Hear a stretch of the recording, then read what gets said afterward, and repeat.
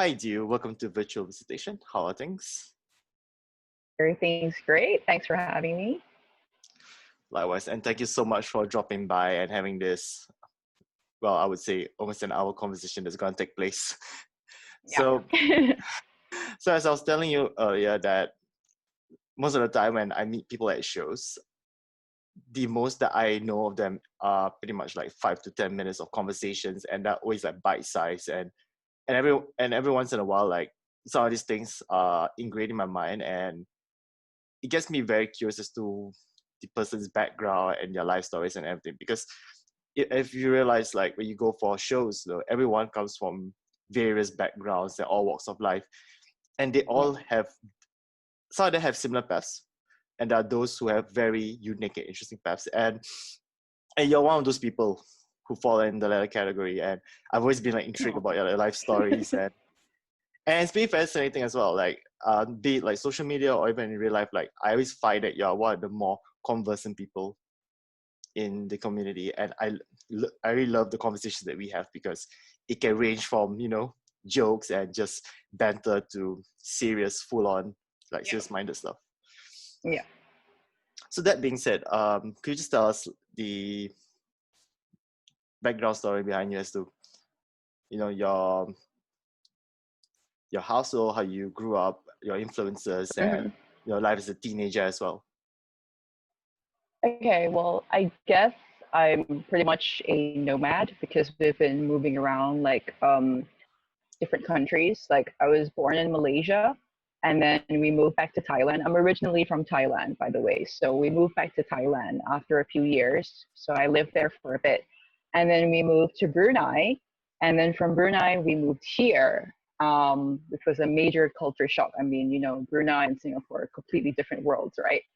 And in Singapore, like I studied at United World College of Southeast Asia. So yeah, international schools all the way since I was in kindergarten. And then after UWC, I went to LaSalle College of the Arts to take drama. Yeah, so I've been living here ever since. My parents have migrated back to Thailand, but I didn't follow them. I've been living here for a very long time now, and I think I will probably stay put for quite a fair bit. So when we talk about how you moved around as a child, even as a teenager, because Yeah, like you as well, I grew up in a household where my dad's Dutch Indonesian and my mom's Singaporean, and there's always been like a fair bit of moving around, and the people that I meet are never consistent. So like for the yeah, most of the people I know here, like some of them are still friends with their primary school mates and everything. But whereas for me, like every different school that I go to, I have a different set of friends, and more often or not, we kind of lose yeah, touch as well. And it's yeah, also kind of strange because my secondary school, which is Outram, we had a mix of local kids and also those whose parents are permanent residents as well.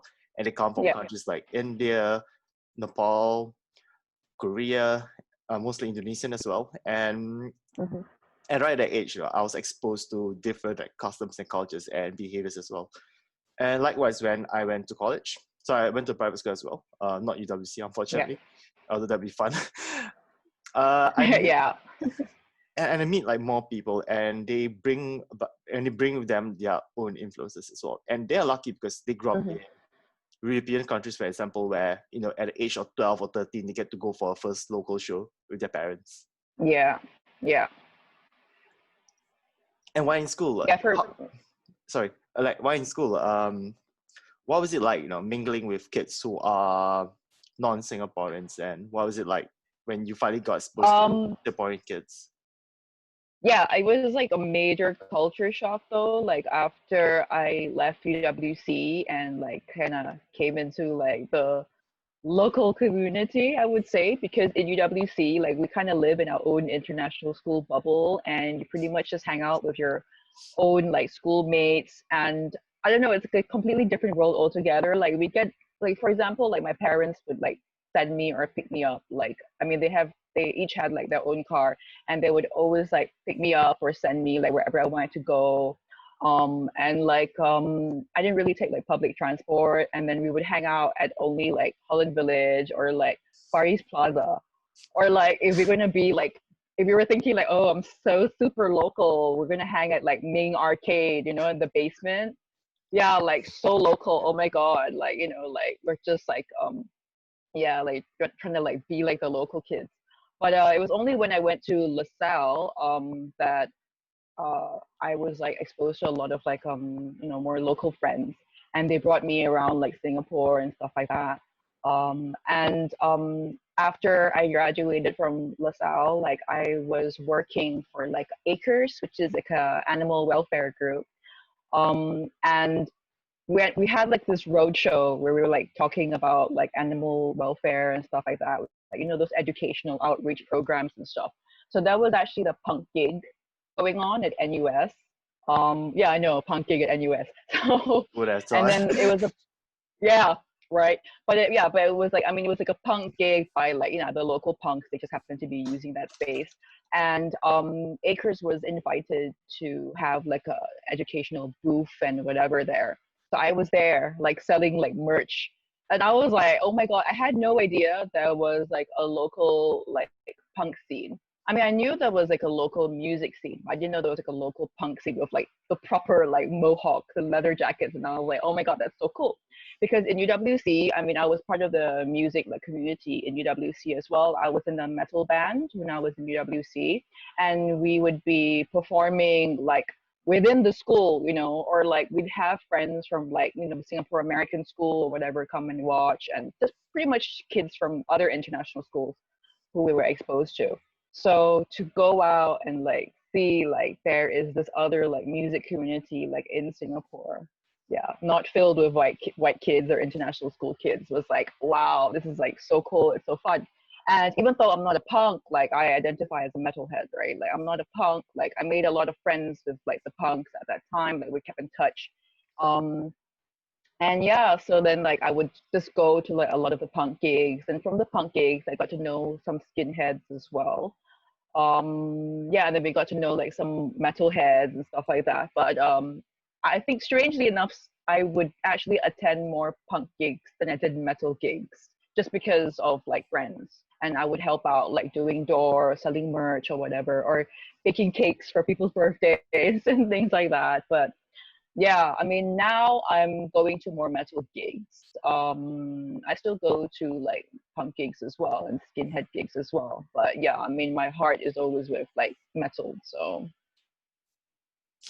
I totally feel you. It's the same thing as well for me. I try to go to different types of shows as well because I yeah. told myself like I gotta be open to all genres and everything, and especially with Hmm. the content creation that I do for the local community. I cannot Yeah, just I cannot just like focus on one focal group and just do rock and metal shows. Like I have to go for punk shows, even skinhead shows, exactly. Yeah. even metalcore shows. Like I'm not really a fan of that genre, much less the crowd. Hmm. But I told myself like I have to be open minded because this genres that make up our community, and we have to Yeah. provide equal platform as well. And you're also right Yeah. about the sense that being in the international school where we may have our influences and everything, but it's largely limited to what we listen to on the radio or through what we Hmm. discover on like videos and such. And I think only when you finally manage to like venture out of that zone and attend local shows altogether, you're being exposed to a different ball game altogether. Yeah, definitely. It was a real eye opener. I mean, I was really excited though, like to be part of the local like music community here in Singapore, and I still am. I've been welcomed with open arms. I hope it stays that way.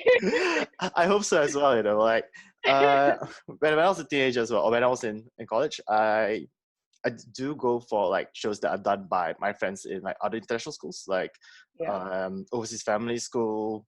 I don't think I went to yeah, UWC. I know Chatsworth was one of them as well. One of those few yeah. schools, and you meet all these kids, but you realize that their influences and your influences are pretty much the same, and they go Yeah, about the same circles. Like, hey, yes, do you check out this band? Yeah, I did. Do you check out that band? Yeah, I did. Hey, let's go to yeah, the here at the HMV to get CDs. Yeah, let's do that. yeah.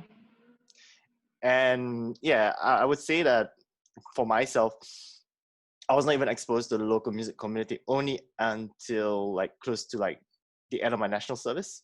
And then when I first went Hmm. for my first local show proper, I did go for one because I had a campmate who was into the music community, and Yeah. I can tell you that I was very petrified because I didn't know anyone. I was anxious and I looked like a lost sheep. I was just looking around like, what the hell's going on? This is not what I was exposed to when I was in school, but okay, I'll just watch. But then eventually, Yeah. like the amazing thing about our community is that everyone's very hospitable and they welcome Mhm. anyone Yeah. that comes for shows with open arms. And Yeah. regardless of whatever genre you listen to or whatever bands you prefer, all they ask for is that do not be judgmental, just do not be a dick, Yeah. and just look out for one another. It's basic fundamentals. And that's why like people keep going for shows. And Yeah. this is opposed to what I've noticed with like the other communities as well, where when there's too much drama and politics and egos clashing heads, you start Mhm. dividing people, and less people not want to turn up for your shows and everything. Whereas for the rock and metal community, Yeah. there are some disagreements, I'll put it that way. But by and large, Yeah. whenever there's a show, people will just, just put those animosity aside and just go in there and have fun. I think Yeah. that's the most important thing. Mhm. Especially like in this day and age when there's like so much negativity and so much arguments going around, that I feel that sometimes you should really learn how to be more sensible and just talk things out like adults.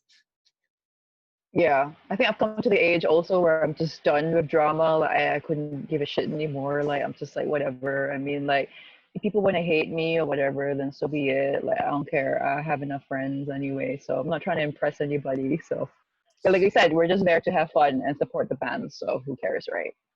And besides, like if you want to talk about drama, like that's what your day job is all about, man. I think you guys talk Yeah, drama for a whole day. literally. It's like, can you imagine like you see all this like spats going on and you're just like, oh man, can I just cast them for like my next play or something? No, I'm just like, I'm going to take ideas. I'm going to write this all down. Okay. I'm going to write this into my next play. That's what I'm going to do. All this juicy stuff. But I'm gonna jump the gun here since we were talking about that. I Yeah. understand that prior to our Zoom chat, where you are also in the works of producing one with that Yes. focal point as well. So please tell me Yeah. more, because that was pretty interesting. Like you gave me like a huge description list about it, and I just read through it. I was just, Yeah. I'm sold. Yeah. Well, I'm really excited about it because it's called Subculture. And we've had like part one. I think this was about like maybe like 10 years ago. We had part one. It was called Subculture Punks versus Pronicans. So it was about the whole drama. I know. It was the whole drama at Substation where, you know, there's like a Pranakan restaurant like next to Substation. Yes. So there used to be like loads of gigs going on at Substation all the time, right? So the Pranakan restaurant is a very fancy, very pretty restaurant, and they weren't very keen on having like, you know, like punks and whatnot like hanging outside. So they called the police on us several times. So I wrote a play based on that. And then part two of Subculture, it was actually just 2 years ago. It was called Subculture 2 or Sub 2, The Art of Exploitation. So this time round, it was more focused on punks, skinheads, and metalheads, as in, so all three of the main subcultures that I'm familiar with were actually like mentioned and, you know, like, in the focal points of this play. And we had actual like punks and skinheads and metalheads who were part of the production. So a lot of familiar faces as well. If you looked at the poster, I'm sure you recognize like a few of the faces like who were in the cast. We had like professional theater performers as well. So for Subculture Part 3, because everybody's like, you have to do Part 3. So we're doing Subculture Part 3, hopefully next year, or if not, then the year after. But I'm aiming, fingers crossed, for next year. And Subculture Part 3 is going to be more focused on the metal community. So actually, it's just predominantly focused on the metal community. As the name suggests, you know, subculture, we do talk about the subcultures. And for Subculture 3, it's really focused on like just the misconceptions of like what this like mainstream society has of metalheads. And you know, obviously the biggest thing that has happened in the metal community as of late was the whole Watain incident, you know, the concert getting banned and whatever. So I'm going to be touching on that like in Subculture 3 as well. once again, we're gonna have like actors in the cast, like from the local community. We're going to be having a few like punks, more metalheads, you know, a couple of skinheads if possible. But definitely leaning more towards metalhead, because everybody was telling me like, dude, like you're a metalhead, like why are you like touching on like punks and skins, like come on, you know. So I was like, yeah, you know, okay. Like I'm going to do like a story like more heavily based on metalhead. So I'm really excited about that. I have to do a lot of research, of course, gonna do a lot of interviews, you know. I don't want to offend anybody, but Oh if yeah. people are offended, then whatever, fuck you, you know. So yeah, so I'm really excited about that as well. So I'm still writing the script, still trying to figure out who I'm going to cast. I have a few people in mind, you know. I'm not gonna say anything just yet, but they are from the local metal and punk community. Yeah. And I'll probably be in it again, you know, because why not? I'm gonna write it, direct it, produce it, and act in it as well. Might as well. Man, you're like a multi-talented person. You're just like, I'm just gonna stretch my arms everywhere, man. Like, Everything. I think because I'm a perfectionist, so I need to like make sure that everything is like, you know, like on track. And hey, if you're interested, if you want, if you don't have stage fright, you know, I would like to invite you to be part of the play as well if you're interested thank you. to act in it. I, Let I, me know. pro- I would tell you, to you off air. because because at the end of the day, like this is mostly about focusing on you, and I'm not gonna take your spotlight. But you know what? I would say like the premise of it, it sounds like an anthology of like Hmm. series of events and everything, and it's pretty cool because I feel that yes, most people will criticize about local content or like productions that are made in Singapore, but at the same time, I feel it's kind of unjustified to say that because in actual fact, we do have talented producers. Do have talented artists who are coming up with materials and even stuff that are close to home and Yeah. combining what we love to relate with real life experiences as well. And Hmm. as someone who has done content creation as well, I find it a struggle sometimes to convince people to have a go at it. I just check it out, and I feel that sometimes our local audiences, they can be a little apprehensive at first because they're so pampered or accustomed to just Western content. Wherever they see on Yeah. YouTube, wherever they hear on Spotify, what is being fed to them by Western media, they're just okay with that. When it comes to all things Yeah. local, I'm not saying that our friends in the local community are adverse to it, because I think that's the opposite. They're actually very supportive and they really got our backs when it comes to things like this. But I'm Yeah, talking more about definitely. the casual fans, or I call them the LAMC gig goers, because that's the only time they appear. Oh no, I used to work for LEMC for like many years. I was the production assistant. So, but yeah, I know what you mean. And I think it's a bit of a challenge for all of us as well, like in the sense that, okay, you got guys who are in bands and those who provide like sound engineering, and the guys who are like Yeah. directly involved in the scene, and then you got the likes Yeah. of us who are contributing to our community but through different means and unorthodox Yeah. platforms. And although it's not one of the questions that I was planning to ask, but what do you think is like Hmm. the biggest challenge in trying to get casual fans to check out what we do and try to even get them to come for shows? I think now actually the problem with sometimes like lack of turnout is honestly simply just because there's so many gigs going on. If you, I mean, let's just ignore the whole COVID-19 situation, but you know, before this whole, you know, world coming to an end thing, um, there were like gigs every single weekend, and it would be like, okay, Friday, Saturday, Sunday, take your pick. That would be at least like one gig going on that weekend, and sometimes that would be like two gigs going on at the same time, you know, on the same night, kind of thing. So you'd kind of be torn, and you're like, oh no, like I like this band, but my friend is organizing this other gig, and if I don't go, then he kecil hati. How? You know, so you're like, shit, you know, but then I really like this band. So what normally happens is, I mean, this has happened to me and my friends before. Like, we'll go to this gig A and then just watch this one one band, and they're like, okay, thanks, bye, and then we like rush over to the other gig, and then and then we show our faces at the other gig as well. But sometimes, like you're at one gig and then some friends are there and you're chatting and you're like, it's so happening, it's so fun. Then you're like, screw the other gig, like I'm not gonna go all the way to the other gig. So sometimes it's not like, I think people like don't intentionally just not want to turn up to gigs, but I think that's just spoiled for choice because back then, like, I know I talk like I'm just an old person, but way back then, it's like gigs were far and few, as in like subculture gigs were far and few. Like every few months or whatever, I suppose. Like this is what I've heard, by the way. This is not speaking from experience. I'm not that old.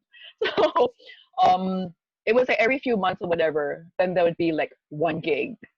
So then it was like the major event, of the month or whatever. So everybody would get like super dressed up and be super excited and go there and be there. But then now it's like people are like after work still wearing your office shirt, and your leather shoes, and then you drop by and you're like, hey, or some of them are like from home, and wearing your shorts and your slippers, and you go to a gig. I mean, I'm not dissing people who are wearing slippers. Fine, do what makes you feel comfortable.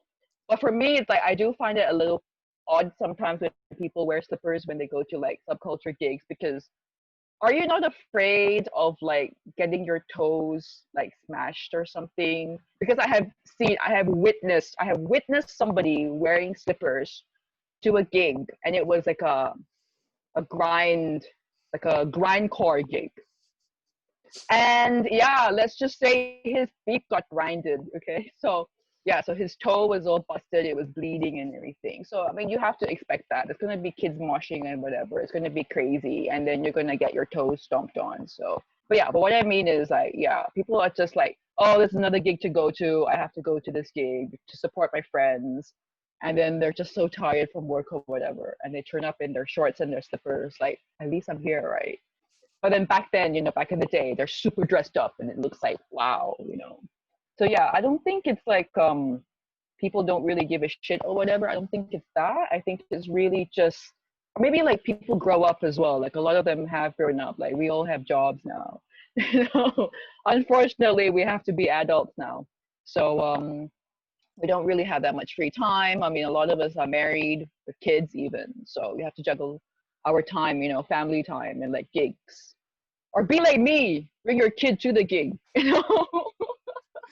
I mean, that sounds like a good idea. I mean, I've seen guys bring your kids along as well. I've Yeah, not I seen. think that's really cool. Thankfully, I've not seen anyone bring your pets along because that would not be a good idea. No, maybe not. But you're kind of right as well. Like, maybe this is something I discussed with my friends. So I feel that it could really help if the organizers actually maybe discuss with one another and try to get things Yeah. staggered instead of having like a schedule conflict because you gotta understand like our community is as small as it is. Yes. If you provide say four, let's say I think there's even once there were like 4 shows taking place on one weekend. Yeah, that Like, was insane. I remember that. yeah, like what are the chances of the show having like a good attendance? I mean, okay, in the most feasible scenario, maybe the crowd attendances would be split evenly, but we all know that's not going to happen. Mhm. It's got to be very No. lopsided. Like, there's got to be one show that's got to have the best lineup, and people will go for that the most, and everyone else will just get the scraps. And Yeah. this is the one thing that I kind of dislike, in all honesty, is the fact that some promoters sometimes would just whine on it on social media and try to milk sympathy, which I feel is kind of a desperation for like attention. Because for me, like I feel that if you know there's gonna be a problem or if you feel that it's something that needs to be addressed, like do not take your problems to social media. Like if you need to discuss with fellow promoters, please talk to them in private and try to work things out. Because at the end of the day, like we're all doing this for the community and we want people to turn up for shows. But if you realize that if a certain weekend or maybe a certain day might not be a good idea, then do not test the waters because you know what's the result going to be like. Yeah. I think that's like the only complaint that I have really. And this is not me dissing them, I appreciate what they do and I respect their craft. But sometimes it comes with reality checks, because we cannot have the kind of audiences that our European counterparts enjoy on a weekly basis. I mean, they can have Yeah. shows on a Wednesday at a pub and you can still have like 25 people turning up, Yeah. But unfortunately for us, like we cannot have that, and we need to just be a little more self-aware, so to speak. Mhm. Unless we are able to convert the LMC gig goers to weekend show goers as well. Right. I don't think the subculture community kind of wants the mainstream LEMC gig goers to be going to their gigs anyway. Maybe like a tiny fraction, but yeah. I Too guess it many. helps as well because I noticed that for some of them who go for, okay, I'll not make fun of them anymore, I promise. But for those, they might just be cursing at me right now, but I think it's more like those who go for major concerts. Yeah. Some of them do not even know there are shows taking place. Oh yeah. Yeah. And then Yeah. when they Which is bump into someone, they have a yeah. conversation, and they're like, "Oh, there's a show in Singapore. I didn't know about it." Yeah, they didn't even know that there was like a music, like a subculture community and stuff like that. Like I used to help give out like flyers, like local gig flyers at LEMC concerts and like vice versa as well. But yeah, like a lot of the LEMC gig goers were like, "What? Who is this? I didn't know there was like a local punk community. Are you sure?" And I'm like, "Oh, how come I've never seen them around?" And I'm just like, "Well, where do you go? Like Boat Key? Like obviously they're gonna be there." My God. And you know what? You're kind of right. I think those are probably the sort of people who just assumes that that kind of music that is being played in Singapore only takes place at Boat Key or I don't know, Yes. Holland Village or something. Fort Canning and Timber and stuff like that, right? And I think these are probably the same kind of people. If you were to bring them to Cascaden, they're gonna have like a huge culture shock. They're gonna be like, "Oh my god, this thing actually exists? What do you mean like beer costs this much? Like this is the kind of price I already pay for like a pint at Holland Village." You're like, nah, Exactly. Yes. Yes. Exactly. nah, man, you've been scammed all these years. And it's the same thing as well. Like when I have friends from the 2B Jugend, when they come to Singapore for a visit, like I do not bring Hmm. them to like the tourist traps. I'll bring them to like the Cascadens and Yes. the real venues because I want them to experience our Like the real Singapore. Yeah.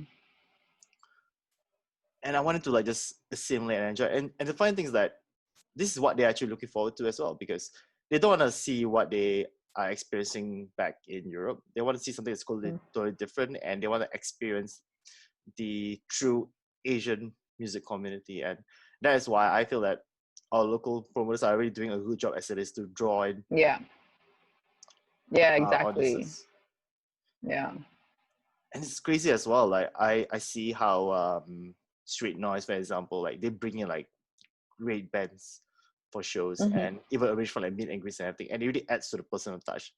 And as a Hmm. result, when you do things like that, like it's like customer service, like if you do a really great job, people will like keep coming back for more for all your subsequent shows and everything. Yeah. Exactly. And I also hope when your play is completed, people will also turn up and watch it because it's gonna be fun, man. Like I read through like the synopsis and like Yeah. dude, like it's the kind of thing that I'll definitely dig. I hope so. I mean, we had like great turnouts for like subculture 1 and 2. Pretty much like full house for all of subculture 1. Subculture 2 was like almost full house for every show. So yeah, so hopefully part 3, with more publicity and more familiar faces involved in the performance, we're gonna have like more support from the metal community. But also speaking of which, we talk about the metal community. Yeah. I'm gonna touch on this briefly, right? But do you have any familiarity or like any connections back in Thailand as well in terms of the music community? Yeah, I mean, I do have a few like acquaintances from like the metal scene in Thailand, like namely like in Bangkok.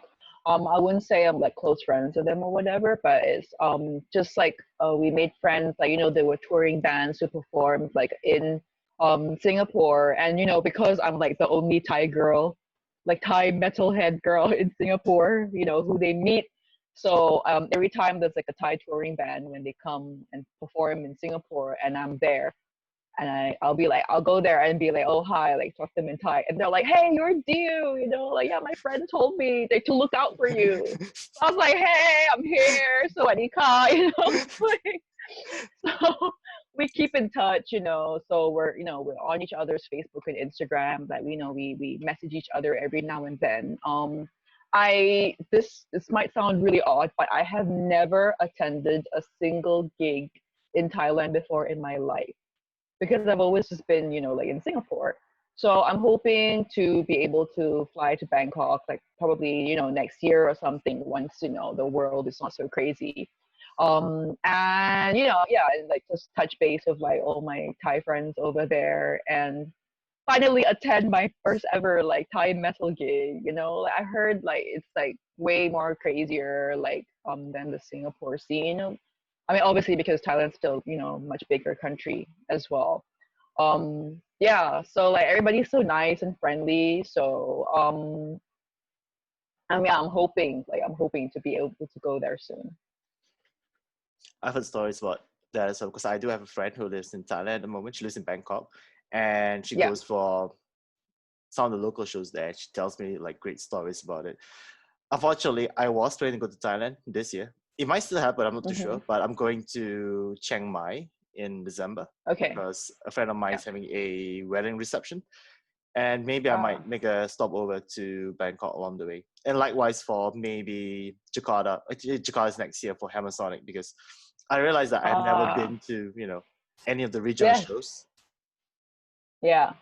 I really want to go to Hammer Sonic as well. So I have never been. I probably want to go like next year. I've lived a very, I don't know, it's a very complicated life that I've lived. Let's just say that I've shed some shit in my past and now I'm living my life to the fullest. So next year, I'm hoping to go to Hammer Sonic as well. So I might see you there. But you mentioned you're going to be going to Chiang Mai. So Chiang Mai has a great like underground scene as well. Like surprisingly, because at first I thought it was just a lot of like expat kind of communities, but like the local music scene, as in like metal scene, is actually quite thriving there.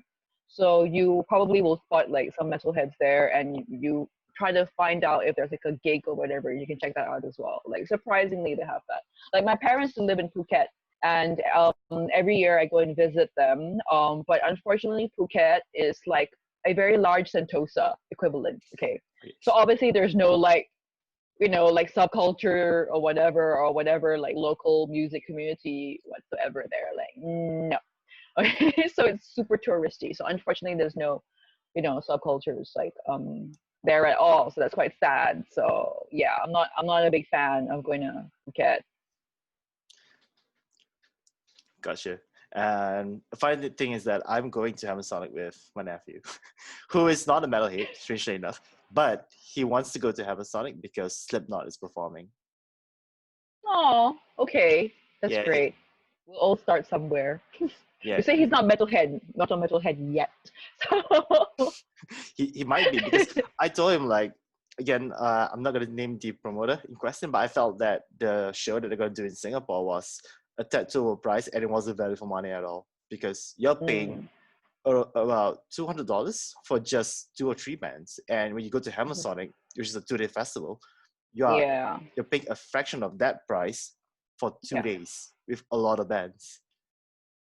So can you imagine, like, I think the ticket for Hammer Sonic over 2 days was about just 100, and you still have like another 100 spare for air tickets, and you just put in another 200 for like accommodation and stuff. Yeah, and you just get like way more like bands, like to experience. Yeah, true. And I was telling Fias, if you know him, he's the lead singer for Asylum. He was I do. Yeah, he was my guest in the previous episode. I was telling him that I was looking forward to have like Indonesian food because I'm a huge fan of it. Yes. I definitely want to like go there and have some authentic Indonesian food as well. It's been a while. Totally, man. And I told you about my plans of having Indomie to sponsor my show. I want to make it big in Indonesia, man. Like that's my grand scheme of things. That's your goal? Okay. You all gotta start somewhere, man. I don't even want like world dominance or want to be like social media famous, man. I just want to be recognized in Indonesia, man. That's like my only dream in life. I think it's possible. Definitely possible. Anything's possible, man. Yeah, I just need to like brush up my bahasa Indonesia and not sound like a static robot when I speak. Oh Lord, you should hear me trying to speak Malay. It's like super failed, and people just look at me and like, just stick to English, dude. My God, just stick to English. You know, actually speaking of which, that reminds me of how I went to Malaysia with my German friend Henrik. So his wife is Malaysian, and he was just visiting I know her. her. She's my Yeah, friend. Mantra. Yep. Yes. So we know her. Yes. If she's watching this, I'll like say hi to her. Maybe we should interview her next as well. Oh. I mean, it'd be fascinating as well. You know, it's nice to have perspective from our neighboring countries. So Yeah. I had to keep her man busy for the day because she was working. Yeah. And we went to the football stadium to watch a football game. And he kept bothering me. Like, hey, try to say something in Malay, man. Say something in Malay. You know, it's like, dude, I took just basic Malay in school, man. I'm not good. It's like, no, you gotta try. I just want to hear it once. And then I tried. The person at the ticketing counter replied to me in English. Yeah, he's probably just like, just stop, just stop. He probably looked at me Probably doesn't like, even he probably looked at me doesn't like, like. fucking Singaporeans. No, for me, I'm like, oh well, I have an excuse because I'm Thai, so yeah. I didn't even learn Malay in school. I learned French. Come on, give me a break. You know, just because I have brown skin, you can't like, expect me to just automatically know Malay. Come Oh my on. god, you too. You learned French in school as well because that's what I had to take as well. And Yes, but my French. French sucks though, so I still have no excuse. The best part was like I attended the classes. I totally zoned out because I was just like, how the fuck would I know what's a masculine or feminine, man? Yeah, and dude, like we're not using French like in real life anyway. I actually would have totally preferred to like learn Spanish. But at that time, they didn't have Spanish, so I learned French all the way up to like eighth grade. Like I learned it since I was in like the fifth grade or something, and then in the eighth or ninth grade, they introduced like Spanish. So I was like, no, like why did they have Spanish like back then? Yeah. I Oh think the well. only options we had in my school were French, Yeah. Japanese, and Chinese. And I can speak a fair bit of Chinese, so I was like, nope, I'm not gonna do that. I know that. I picked it up from the streets. Like from Yeah. school. Streets. Yeah. What am I, ghetto? um, I wasn't really interested in Japanese, the Japanese language, and then Yeah. French was like the only other option. So I was like, yeah, I'll have a go at it. 3 months on, and I was just like, I still You're don't like, get it. why? Yeah, why did I do this to myself? Yeah. Yeah. And Now I'm yet, just my French is atrocious. when I go to Mexico for 1 month and I can pick up like a basic command of Spanish in that 1 month, and I'm just Yeah, like, I feel like Spanish is so much easier than French, and I'm actually way more interested in learning Spanish than French. So I'm just like why? damn it, school. You know, if I'm gonna have kids, they're gonna learn German or Dutch. I'll find a way somehow, but not French because they're not gonna use it. No, it's so useless in Singapore. Yeah, Not even Delifrance. exactly. Man, I'm such a douche. Anyways, the next question I was gonna ask is the same thing that I asked my guests for this month Yeah. because for the next 4 episodes I'm doing, I'll be interviewing ladies from the music community, and the consistent question I would ask them is the obstacles that they face as not just an observer but also as a participant in the community, and what challenges that you guys face while trying to perform on stage or do content creation or even staging a play or even being taken seriously as a gig goer. I think like as a woman, like a lot of people seem to assume that you are just the trophy girlfriend who just tagged along with her metal or punk or skinhead or whatever boyfriend. And you're just there like dressed up in your, boyfriend's clothes and you don't know shit. But for me, like I started listening to like rock and metal since I was 6 years old. Okay, so no boys involved. It was just purely me and my radio. My parents were actually in a band as well together in their heyday. So, they were like avid like music lovers. So we had like loads of different kinds of music at home. So, I always had access to different, genres of music, and that's where I discovered like rock, and obviously the heaviest thing back then in my house was like Black Sabbath. It was like super heavy, right?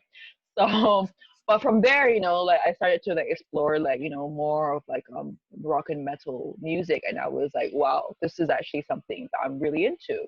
So that's, I don't know, I guess that's, I say like I was born like a rocker, but then like I was weaned into metal or something like that.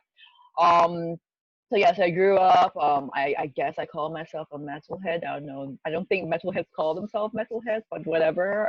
If people label everybody anyway, so I'm just gonna label myself and call myself a metalhead.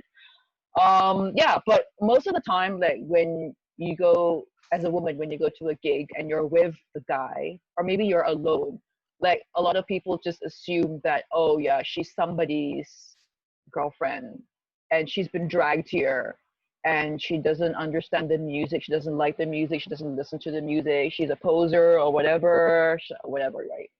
But for me, I'm just like, screw it, like with or without a man, like I'm gonna be there at the gig, listening to this music and enjoying it and in the mosh pit and getting body slammed and falling on my ass and whatever, just having fun.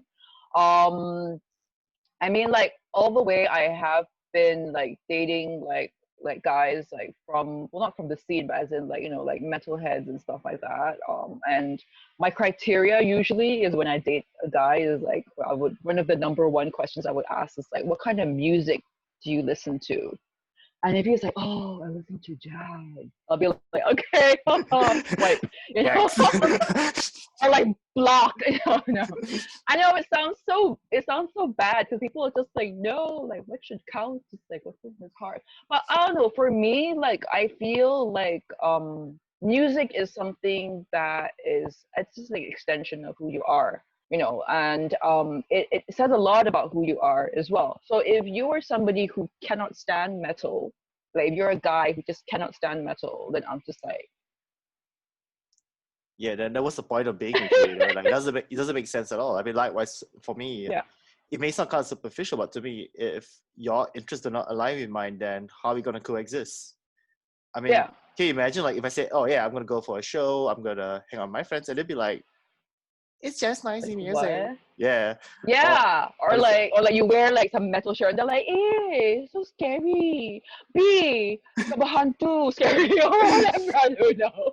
I'm just like, no, like this is me. Shut up. So yeah, I mean, like I have been told before by somebody to like tone down like how I do my makeup, or like don't wear like metal stuff or whatever, or like take out my piercings or cover up my tattoos. So I'm just like, okay, yeah, boy, bye. like So fuck no. fortunately, yeah, exactly. So it's like, what I'm going to remove you. So fortunately now, like I'm engaged to a metalhead as well. So I'm really glad, like, because like he definitely obviously understands like, the whole lifestyle, like, we live the lifestyle, like it doesn't just exist like on my earphones, like it is part of like who I am, it's part of my lifestyle, and it's part of like how I see the world, I suppose, how I interact with people. It's how I decorate my house and things like that. I'm like, I want a black wedding gown. Some mainstream guy would be like, what? But it's superstition, or it's pantang, or it's bad luck. And I'll be Yeah. like, what's bad luck? Pissing me off. That's bad luck. So yeah, I mean, like, yeah, sorry, I'm waffling, but No, it's fine. but yeah, I mean, like as a woman in the metal scene, like I mean that is that misconception of like, oh, she's only here like because of her boyfriend or whatever. No, I was single for a fair bit, like maybe like about a year or two, like 2 years ago, yeah. And yeah, and I would go to gigs on my lonesome self, all single and everything. And I'm there because I want to support my friends who are performing in the bands, or I want to support my friends who are the gig organizers, or I'm genuinely interested in the bands who are performing, or I just want to have a good time. Like I'm not the sort to go to clubs and whatever. I've never really been the sort. I've probably gone to clubs like maybe like 5 times in my life or something. Totally feel out of place there.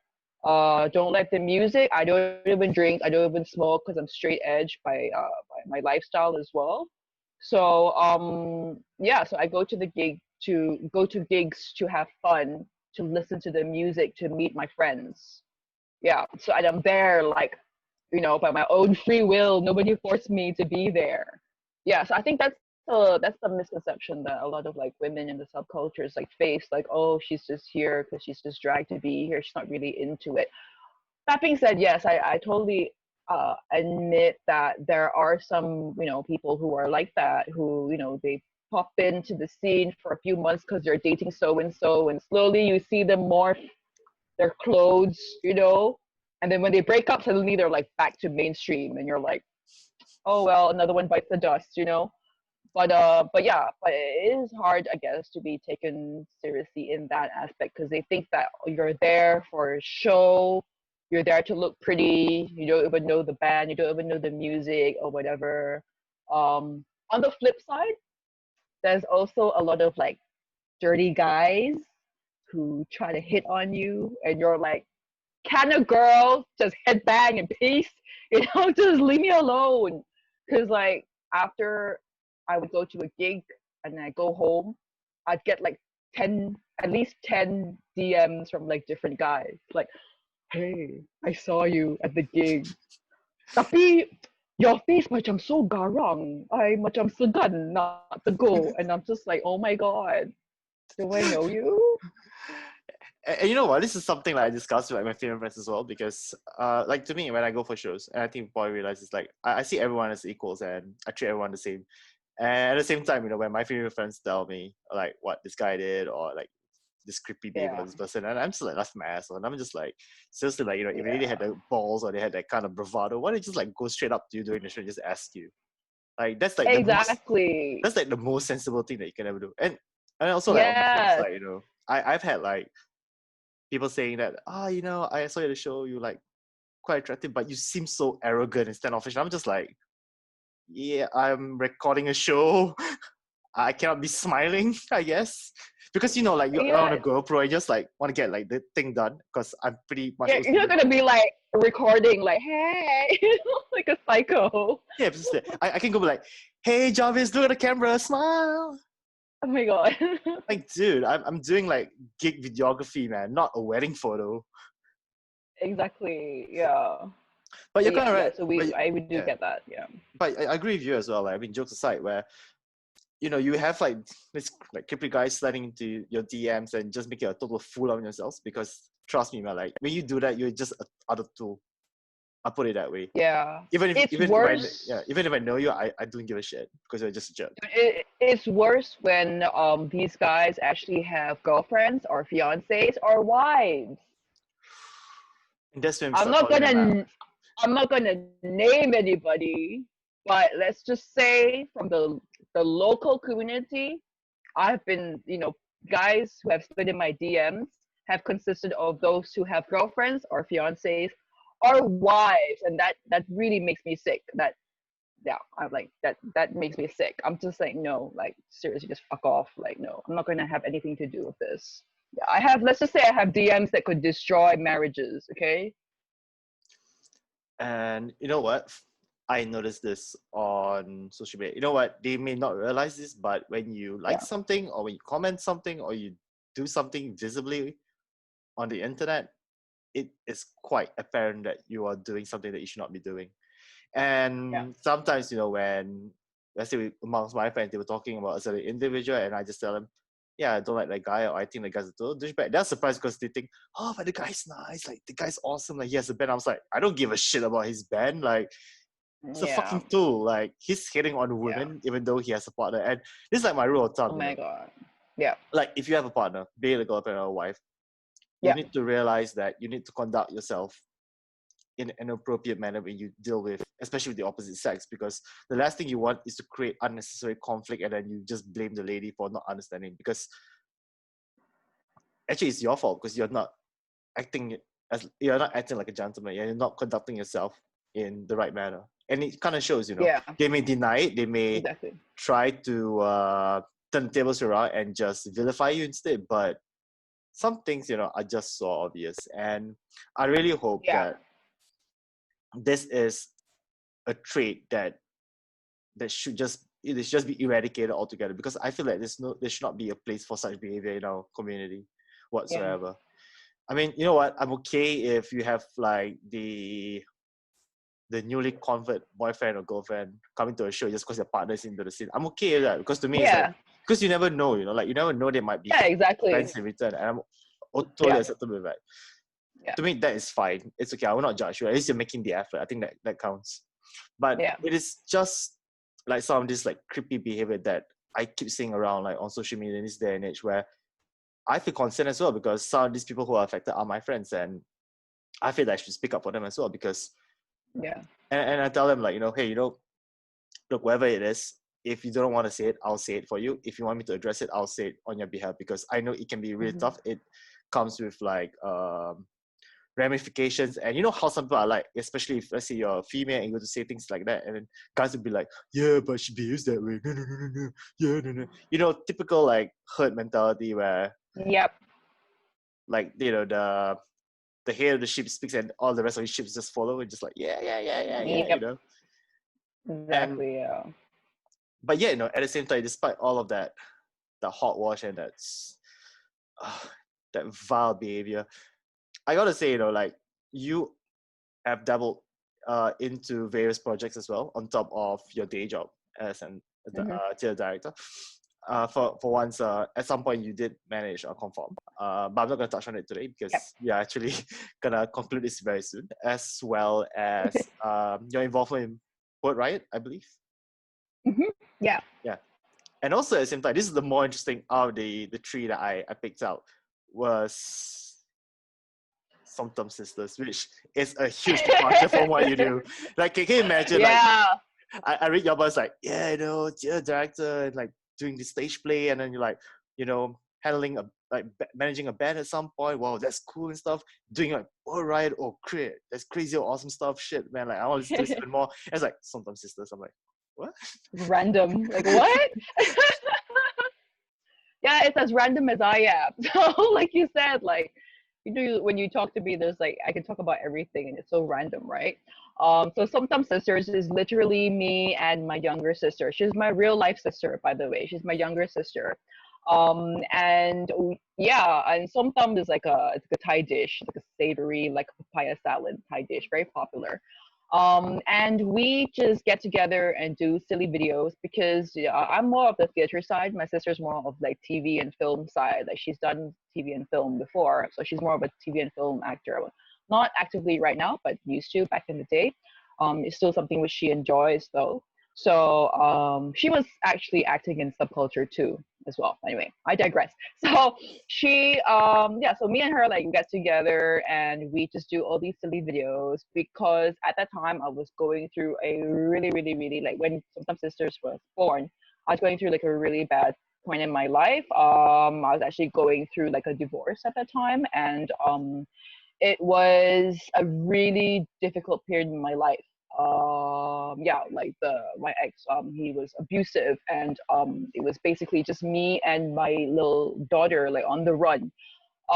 So it was very difficult. A lot of court cases going on, a lot of police getting involved, and it's just a lot of drama, just unnecessary like just crap that I was going through, and I was super depressed. I was like, I think I lost like 20 kg like through depression as well. And so my sister was like, look, like we can't have you crying your eyeballs out every single day because it's literally I was crying my eyes out every single day. So she was like, let's just get together and just do some stupid video like just for fun. Because we always joke around and we always like make like crack jokes and like talk into weird voices and act in different characters for fun. And she's like, we should totally just film it because we're so like weird and crazy and maybe somebody will, enjoy our videos. So I was just like, okay, fine. So I just filmed it, we just filmed the videos and then we just like put it online and stuff like that. So like, um, we have a lot of videos. I guess the ones that went viral, so-called viral, check viral, was there's like a Gojek spoof that we did. Oh boy. And then yeah. Like, I was dressed as a man, by the way, like a Gojek uncle, cheap taxi driver. Um, and another video that was very popular was the one that was shared on SCAG as well, like about the whole COVID-19 being quarantined at home thing. So then that one was the most popular one to date. Yeah, so we do stuff like that just to keep my spirits up. So usually, to be honest, when you see there's a new video, it's because I'm really depressed. Something's really going south in my life. And to just, make up for that, we just go all cray cray and just do some crazy, like, stupid video together just to bring my, lift my spirits up. So I guess now that you see there's not so many videos, that could be a good sign because Ju is not so depressed anymore. There's some happiness in her life. So that could be a good thing. Not so good for our viewers, but it's more of a happy dew, so to speak. Yeah. Oh man, and people start questioning me if they hear this. They'll be like, "So why is Dolph like uploading videos like thick and fast? Is he like depressed?" And I'll be like, "Yeah, I'm trying to bud, I hope." You're like, well, the cat's out of the bag. No. But I get what you mean. I feel that when we do such things, it is important to have like a creative outlet to provide that outlet for us to just let go of whatever like pent up emotions that's just plaguing us, and it really helps. Like for example, like when I first started doing this, even now I gotta be honest, I get kind of nervous sometimes, and I get really awkward at some points because I'm just like, oh man, I don't know if I'm doing this right or whether I'm executing the whole agenda correctly or did I offend anyone. But as time went on, it really helps that I talk with friends and having a normal conversation. Mm-hmm. And then over time, when you start enjoying doing this more and more, and you just feel better about yourself, you feel happy as well. And even if the other good things that happen in your life, you still have this to like fall back on as your creative outlet. Yeah. And that being said as well, I also feel that relationships always play a huge factor. Be it romantic, be it your child, or even be it your siblings. And I feel that these people will always have your back, no matter what. I mean, even for my sister, man, like we are totally like two different personalities. Like I'm the metalhead, and she's like the one that goes for like EDM concerts and just parties and stuff. And maybe I should interview her at some point because that would be really funny to just see like two different personalities altogether. Yes, you should. She's basically gonna roast the fuck out of me. I can tell you that, man. She's gonna be like, "Yeah, remember that time when you did this really stupid thing?" I was like, "Oh fuck, dude, no." And you're like, "Shh, stop it! My viewers don't have to know that." She's a snitch. That's what she is, man. Like I always got her back, and then she doesn't like repay the favor. Like how when she but was all siblings are. I know, and I still have her back because I'm like the nicer brother. I'm just like, yeah, I'll still vouch for you. Don't worry. Like, can you imagine? Like my mom's like, where's your sister at 3 a.m.? I'm just like, yeah, she's having a school project. Yeah. Yeah, sure, she has a school project. You know where she was at 3? You know where she was at 3 a.m.? She was at Zook. Yes, for research purposes, right? Research purposes. Yes. Oh man, but unfortunately, that's funny enough. We actually managed to like stretch the time to like the limit, and I think that's really awesome because it really goes to show that we have a lot of things to talk about. And yes, we do. I feel that we should do a part 2 at some point, but instead of doing it via like a Zoom chat, we should do it like in real life. Then it'll be much more sure. fun as well. Since like this whole COVID thingy has eased up a little bit, so we can do that. Yeah, but I would like to do it like maybe without a mask and maybe back when things were just normal. I think that'd be nice as well. Yeah, definitely. I'll be like, yeah, hi, wearing a mask. Like, yeah. So, you know what, G, thank you so much for your time today. I really enjoyed your conversation. It's really cool. Like we have like two like third culture kids just hanging out and just talking shit, and we're just like, oh fuck, we are pretty much the same people when we're teenagers, man. Oh, maybe that's why we get along. Just pretending to be adults right now. What adulthood? I don't even know what that is, man. I still wear a backwards cap for crying out loud. I sleep with these two. Fucking hell. That's very awesome, man. Anyway, again, I'll talk to you soon, and I don't know what they say. I don't know how they say goodbye in French, but I'm not gonna say it. Au revoir. I'm gonna say it Au in Dutch revoir. instead. So in Dutch we say tot ziens. Okay, I would say สวัสดีค่ะ Tot ziens. Doei dag. Bye. Bye.